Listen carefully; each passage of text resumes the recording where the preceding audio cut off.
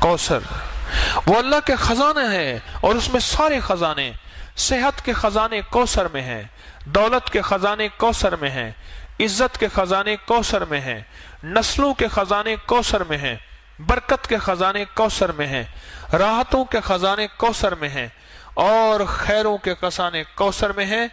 بیٹے، عزتیں، راحتیں، برکتیں، رحمتیں، خوشیاں، کامیابیاں، یہ اللہ جل شانہ نے کوثر میں سمو دیے ہیں، کوثر میں۔ اور جس کو کوثر مل گیا اور میرے حبیب کو ملا، ہم نے آپ کو عطا کیا، میرے رب کے خزانے بہت وسیع ہیں، مجھے آپ کو خبر نہیں۔ حضرت موسیٰ علیہ السلام اور حضرت خضر علیہ السلام کشتی میں بیٹھے تھے اور سفر کر رہے تھے، جس کا کوئی تذکرہ قرآن میں موجود ہے۔ تو ایک چڑیا آ کے اس کشتی کے کنارے پہ بیٹھی اور اس نے سمندر کے پانی سے چونچ بھرا، اور چونچ پانی کا بھر کے پی کے چلے گئے۔ تو خضر علیہ السلام نے فرمایا، جتنا چونچ میں پانی چڑیا کے ہے، یہ ساری کائنات کا علم ہے جو اللہ نے مخلوق کو دیا ہے، اور باقی جتنا علم ہے یہ سارا سمندر اللہ کے پاس ہے۔ میرے اللہ کے پاس یہ جو سمندر ہے، یہ میرے اللہ کے پاس علم ہے، میرے اللہ کا علم اتنا ہے، اور میرے اللہ کی طاقت اتنی ہے، اور میرے اللہ کی قوت اتنی ہے، اور میرے اللہ کے پاس خزانے ہیں، وسیع خزانے ہیں، اتنے وسیع خزانے ہیں کہ کائنات ساری ایک وقت میں مانگنے میں آئے، اور اپنے مزاج میں، اپنی طبیعت میں، اپنی چاہت میں مانگنے میں آئے، اور مانگے، اور جی بھر کے مانگے، اور جو جی میں آئے وہی مانگے۔ میرا رب سب کو دے، سب کی سنے، اور سب کی سننے کے بعد سب کو اپنے غیب کے خزانے سے جھولیاں بھر کے عطا کرے۔ تو میرے رب کے خزانوں میں ایک خزانہ ہے، اس کا نام ہے کوثر۔ ایک خزانہ ہے، اور اس خزانے کا ایک چشمہ ہے جس کا چشمے کا نام کوثر ہے۔ جیسے سمندر ہے، بہت بڑیا دریا ہے، دریا سے نہریں نکلتی ہیں، بڑی نہریں، چھوٹی نہریں، بڑی نہریں نکلتی ہیں۔ میرے رب کے خزانوں میں ایک خزانہ ہے، نعمتوں کا خزانہ، انعامات کا خزانہ، راحتوں کا خزانہ، برکتوں کا خزانہ، وسعتوں کا خزانہ، عافیتوں کا خزانہ۔ میرے رب کے خزانوں میں ایک خزانہ ہے، اور وہ میرے رب کے علم میں ہے۔ اس خزانے میں سے ایک خزانہ ہے، اس کا نام کوثر ہے، اور وہ جو کوثر ہے، وہ اللہ جل شانہ نے صرف سارے نبیوں میں سے کسی کو نہیں دی، اور میرے مدینے والے محمد صلی اللہ تعالی علیہ وسلم کو عطا فرمائی۔ میرے رب کے پاس جتنی کوثر ہے، اس میں کیا خزانے ہوں گے، اس میں کیا نعمتیں ہوں گے، اس میں کیا راحتیں ہوں گی، اور اس کے اندر کیا برکتیں ہوں گے۔ یہ تو خزانے میں سے، کوثر کے خزانے میں سے ایک کوثر دیا ہے اللہ نے، حوض کوثر جسے کہتے ہیں۔ زبیدہ نہر بہ رہی ہے، اس کے جگہ جگہ 7 حوض بنائے ہوئے ہیں، لوگ پھر وہاں سے پانی پیتے ہیں، باقی نہر بہ رہی ہے۔ یہ حوض کوثر ہے، اور اس کوثر کی یہ تاثیر ہے، جب تک میرے آقا کے دست اطہر سے، میرے سونے ہاتھوں سے، مبارک ہاتھوں سے اگر کوئی پانی نہیں پیے گا، کوئی بدقسمتی ہوگا، جب تک پانی نہیں پیے گا، اسے دنیا کی پیاس، قیامت کی پیاس، حشر کی پیاس اس کی ختم نہیں ہو سکتی۔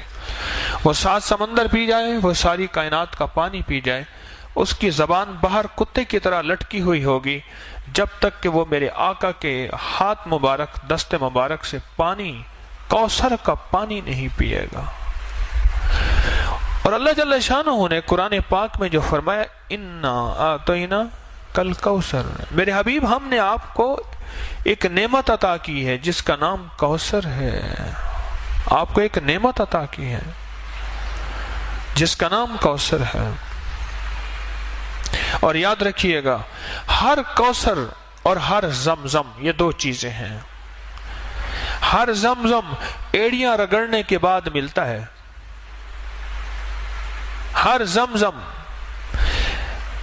ایڑیاں رگڑنے کے بعد ملتا ہے۔ ایڑیوں سے مراد قربانی، کبھی مزاج کی، کبھی طبیعت کی، کبھی چاہتوں کی، کبھی محبتوں کی قربانی۔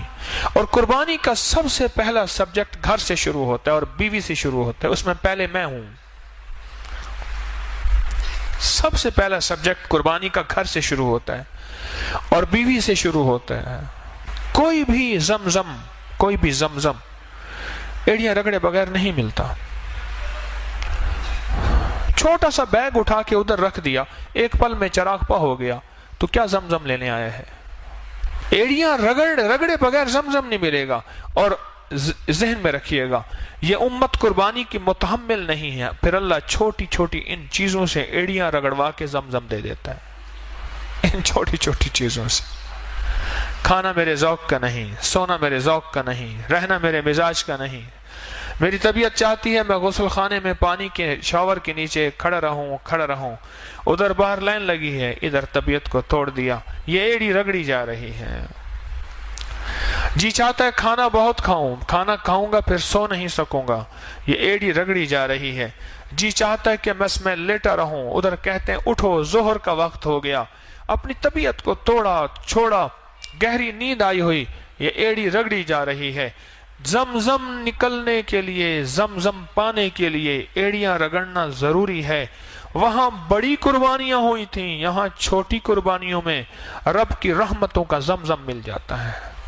وہاں بڑی قربانیاں ہوئی تھیں، یہاں تو کوئی قربانیاں ہو ہی نہیں رہی۔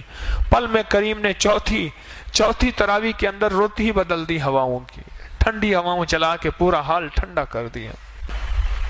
دو چیزیں جس کو ملتی ہیں، میں عرض کر رہا تھا، ایک زمزم اور ایک کوثر، اس کے پیچھے قربانی ہے۔ میرے آقا مدینے والے کو جو کوثر دیا رب کریم نے، اس کے پیچھے قربانی ہے کہ قریش نے، مشرکین نے میرے آقا کو تانا دیا تھا آپ کے بیٹے نہ ہونے کا تانا دیا تھا، تو اللہ پاک نے فرمایا کہ میرے حبیب ہم نے آپ کو کوثر دے دیا۔ آپ نہیں سوچ سکتے کہ لفظ کوثر میں کیا ہے اور کوثر میں کیا ہے۔ یہ لفظ پھر سنیے گا، لفظ کوثر میں کیا ہے اور کوثر میں کیا ہے، آپ سوچ نہیں سکتے، آپ گمان نہیں کر سکتے کہ کوثر کس کو ملے گا۔ دنیا کا کون خوش قسمت انسان ہے جس کو کوثر ملے گا۔ جس طرح زمزم ناگواریوں کے بغیر نہیں آتا، جس کو میں نے ایڑیا رگڑنا کہا ہے، اس طرح کوثر بھی ناگواریوں کے بغیر نہیں آتا۔ کوثر وہ اللہ کے خزانے ہیں اور اس میں سارے خزانے، صحت کے خزانے کوثر میں ہیں، دولت کے خزانے کوثر میں ہیں، عزت کے خزانے کوثر میں ہیں، نسلوں کے خزانے کوثر میں ہیں، برکت کے خزانے کوثر میں ہیں، راحتوں کے خزانے کوثر میں ہیں، اور خیروں کے خزانے کوثر میں ہیں۔ بیٹے، عزتیں، راحتیں، برکتیں، رحمتیں، خوشیاں، کامیابیاں، یہ اللہ جل شانہ نے کوثر میں سمو دیے ہیں، کوثر میں۔ اور جس کو کوثر مل گیا اور میرے حبیب کو ملا، ہم نے آپ کو عطا کیا۔ اور یاد رکھیے گا، جو میرے مدینے والے کی عطا ہے وہ امت تک چلے گی، کیونکہ سخی کے پاس عطا آئی ہے اور سخی چھپا کے نہیں رکھتا۔ میرے آقا مدینے والے سے بڑھ کے سخی کائنات میں کوئی نہیں ہے اور نہ ہوگا۔ سخی کے پاس عطا ہے، اور میرے مدینے والے کے اصحاب سخی، میرے مدینے والے کے اہل بیت سخی، اور میرے مدینے والے کے اولیاء صالحین ماننے والے سخی۔ یہ سخاوت چلے گی، کوثر کا فیض چلے گا ہر اس شخص کے پاس جس کے اندر کچھ خوبیاں ہوں گی، اللہ اس کو کوثر دے گا۔ ایک وہ شخص جو سخی ہوگا، رب اس سے کوثر کو دور نہیں کرے گا، سخی ہوگا۔ غریب ہو کے بھی سخی ہو، امیر ہو کے سخی ہونا بڑا مشکل ہوتا ہے۔ ضروری نہیں دولت کا تعلق سخاوت سے ہو، سخاوت دل کی کیفیتوں کا نام ہے، دولت سے نہیں ہے۔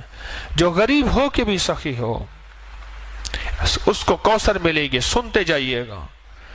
جو غریب ہو کے بھی سخی ہو اور امیر ہو کے بھی سخی ہو، سخی کو کوثر ملے گا، ایک سخی کو ملے گا۔ اور دوسرا اس شخص کو کوثر ملے گا جس کا تعلق زبان کی مٹھاس کے ساتھ ہوگا. بد مزاج، بد زبان شخص کوثر سے محروم ہو جائے گا. اللہ یہ چیز پہلے مجھے عطا فرمائے، میں اس کا بہت زیادہ محتاج ہوں. بد مزاج، بد زبان شخص کوثر سے محروم ہو جائے گا. گالیاں دینے والا، بات بات پہ اللہ سے مانگا کریں، والا میری زبان سے گالیاں ختم کر دیں. اللہ مجھے جتنا غصہ آئے، اللہ میری زبان سے گالیاں ختم کر دے. اللہ میری زبان کو گالیوں سے پاک کر دے. بد مزاج، بات بات کے اوپر برہم ہونے والا، لڑنے والا، توڑ پھوڑ کر دینے والا، مارنے والا کوثر سے محروم رہے گا. حلیم مزاج کوثر کو پائے گا، سخی کوثر کو پائے گا، حلیم کوثر کو پائے گا. جس کے اندر حلم ہوگا وہ کوثر کو پائے گا. میں اس کی وضاحت کرتا ہوں کہ کوثر کو کیسے پائے گا. اور تیسرا، معاف کرنے والا کوثر کو پائے گا. جو تجھے محروم کرے تو اسے عطا کر، جو تجھ پہ ظلم کرے تو اسے معاف کر. معاف کرنے والے کو رب کوثر عطا فرمائے گا. کتنے لوگ ایسے تھے، بہن بھائی آپس میں الجھے ہوئے تھے، میں نے کہا چھوڑ دے جائیداد، رشتہ نہ توڑ، رشتے کو بچا لے. جائیداد کا حصہ چھوڑ دے، زمین کا حصہ چھوڑ دے. میرے کہنے پہ چھوڑ دیا اس نے. کئی اتنے تھے جنہوں نے نہیں چھوڑا، ان کی اپنی مرضی ہے. کئی اتنے تھے جنہیں میرے کہنے پہ چھوڑ دیا. میں نے کہا نہ الجھ، رشتے پھر نہیں آئیں گے، یہ چیزیں پھر آ جائیں گے. اگر نہ بھی ملیں تو اس کا صلہ تیری نسلوں میں ملے گا. اس نے چھوڑ دیا جائیداد، زمین، دکان، مال، چیزیں، تقسیم. میں نہیں لیتا. مجھے کہنے لگے جی مجھے دیتے ہیں زبردستی. میں نے کہا جو اگر دیتے ہیں تجھے زبردستی لے لے، اگر پورا نہیں دیتے ایک تو ان سے شکوا نہ کر، ایک ساری زندگی شکوا نہ کر. اگر ساری زندگی شکوا کیا پھر بھی برکت ختم ہو جائے گی.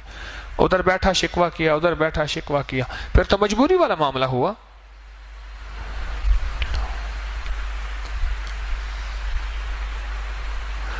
کوثر ملتا ہے، کوثر معاف کرنے والے کو کوثر ملتا ہے.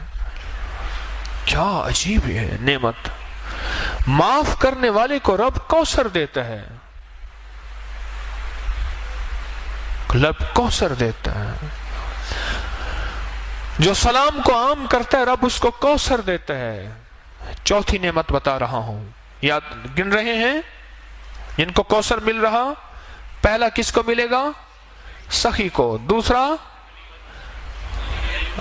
حلم، حلیم کو، حلم والے کو. تیسرا معاف کرنے والے کو. چوتھا سلام کو عام کرنے والے کو کوثر ملے گا، کوثر ملے. اور تیسرا پانچواں، پیٹھ پیچھے دعا دینے والے کو. کسی کے لیے دعا پیٹھ پیچھے اس کے لیے کر رہا، نہ جان نہ پہچان نہ جاننا، پیٹھ پیچھے دعا کرنے والا، اس کو کوثر ملے گا، اس کو کوثر ملے گا. اور چھٹا، اس کو کوثر ملے گا جو اللہ کے لیے کھلاتا ہے اور اللہ کے لیے پلاتا ہے اور اللہ کے لیے سلاتا ہے اور اللہ کے لیے جگہ دیتا ہے. اللہ کہتا ہے اس کو آؤ کوثر اس کے گھر میں، اس کی نسلوں میں بھر دو. اور کوثر کیا ملے گا اس کو بھی سن لیجئے. ہمیں کہ کوثر وہ خزانہ ہے جو اللہ کے عرش میں ہے، اور اس کا ایک حصہ حوض کوثر ہے. باقی کیا ہوگا؟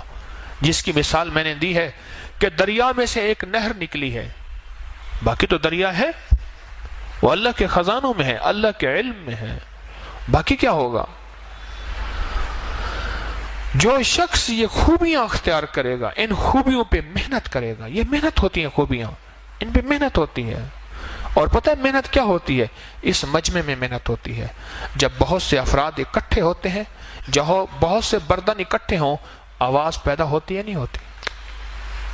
بولے جب بہت برتن اکٹھے ہوں تو آواز پیدا ہوتی ہے. اسی مجمع میں محنت کرتا جاؤ کرتا جاؤ کرتا جاؤ. اسی مجمع میں یہ تربیت کا مجمع ہے، یہ تعلیم کا مجمع ہے، یہ تعلم کا مجمع ہے، اور یہ سفر ترقی کا مجمع ہے. اس پہ اپنے اوپر محنت کرتا جاؤ کرتا جاؤ کرتا جاؤ کرتا جاؤ. جب یہ محنت کرتا چلا جائے گا اور ٹکراؤ کے باوجود بھی بچتا جائے گا، معاف کرتا جائے گا، درگزر کرتا جائے گا، لوگوں کو جگہ دیتا جائے گا، سخاوت کرتا جائے گا. دنیا کا خوش قسمت انسان یہ ہے جو کسی سے سوال نہ کرے، اور دنیا کا خوش قسمت انسان یہ ہے جو قرضے نہ مانگے.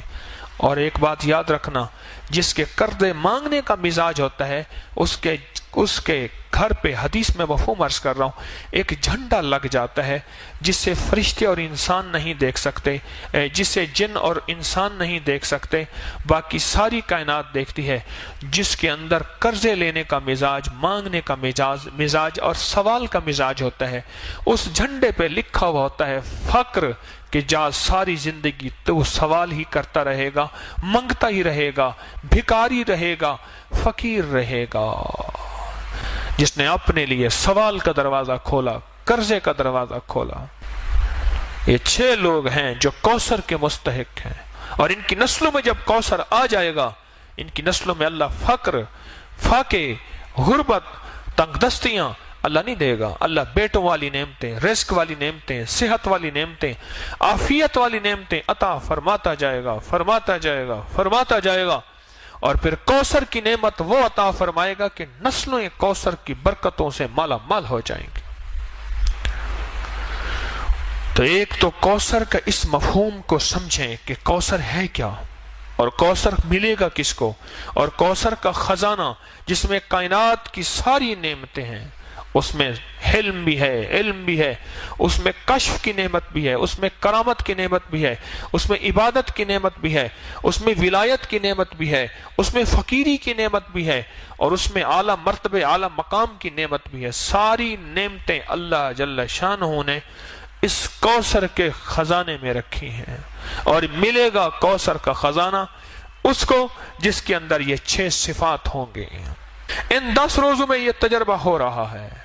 ہلکی پھلکی ناگواری، ہلکی پھلکی یہ چیز اللہ جان بوجھ کے دیتا ہے. لینے کوثر آیا ہے، کہتا ہے ٹھک ٹھک بھی نہ کر. اور جو شخص آج کی رات میں کتنی دفعہ سورت کوثر پڑھے گا؟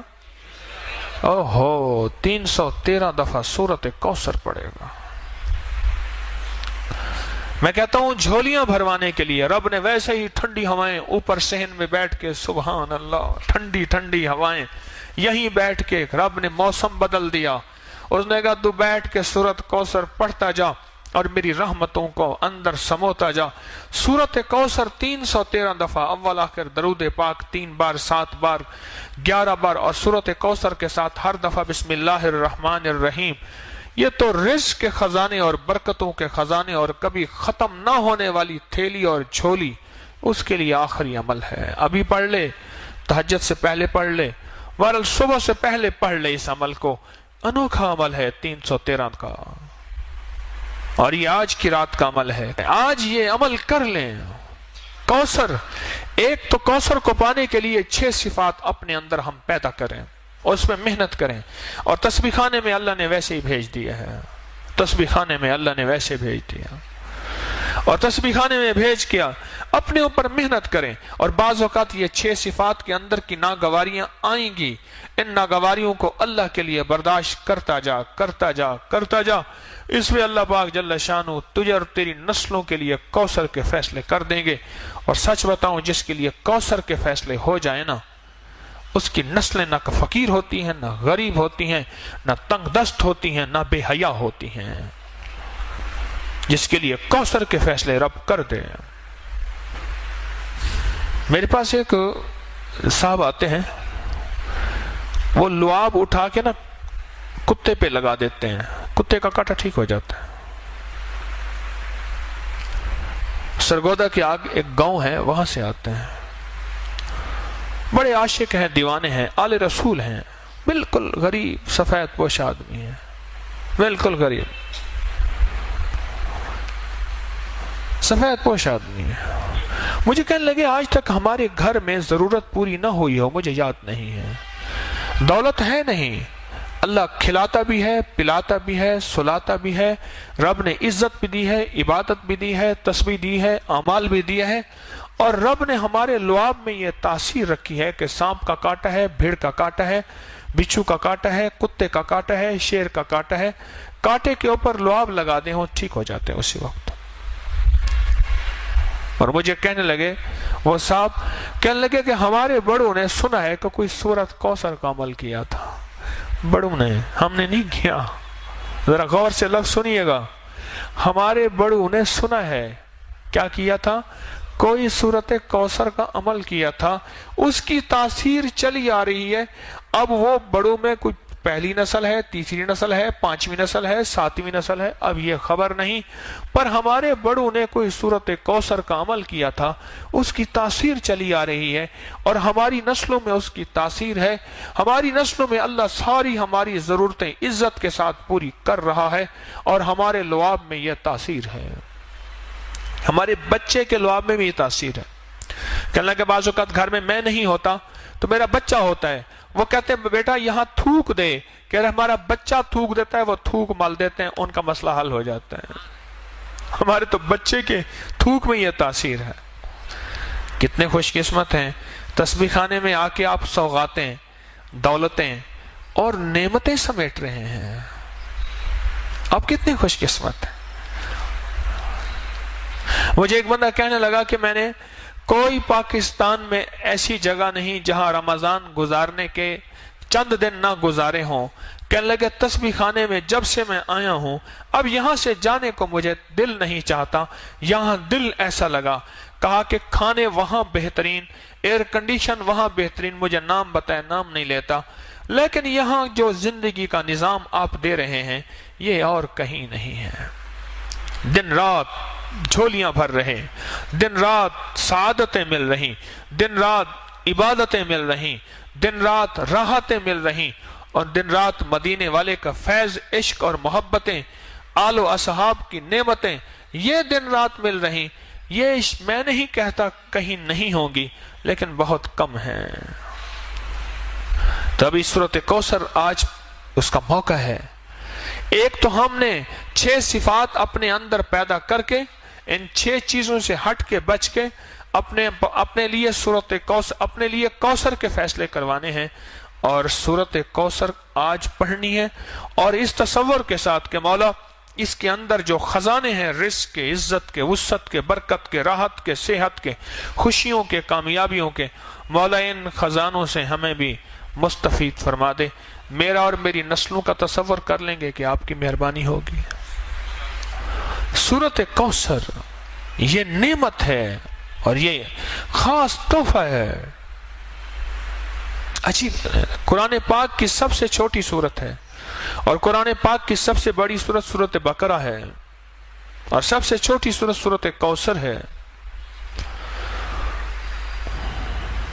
اللہ پاک کوثر جس کو دے دے, خزانے وسعت کے, عافیت اور برکت کے, دنیا کا خوش قسمت انسان ہے.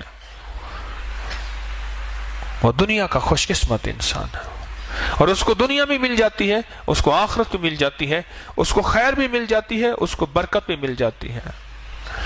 پہلا عشرہ گیا, دوسرا عشرہ شروع ہوا, اور دوسرا عشرہ شروع ہوتے ہی جو رحمتیں موجوں پہ آتی جائیں گی, اور جو ہم سنبھلتے جائیں, اور جو ہم سنبھلتے جائیں, اپنے آپ کو سنبھالتے جائیں.